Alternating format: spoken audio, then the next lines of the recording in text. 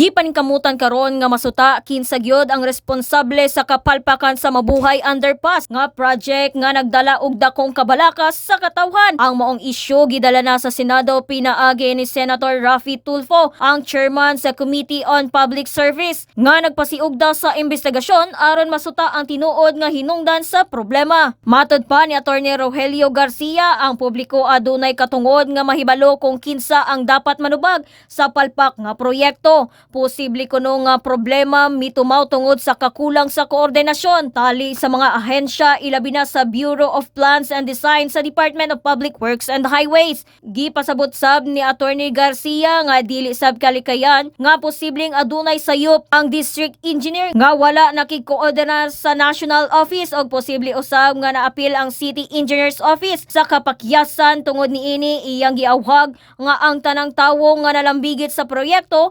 kinahanglang mutubag sa mga pangutana og magpakita og tinud-anay nga accountability.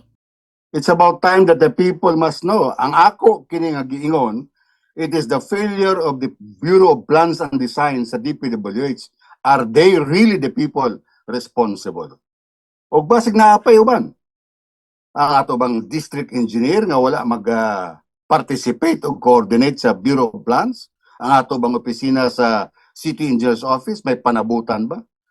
I think all the people that looks responsible should be called to answer the questions. Og mao kaniyang report gikan sa patrol kini si Bombo Irish Losurata para sa the number 1 and most trusted radio network in the country, Bombo Radio Philippines. Basta Radio, Bombo.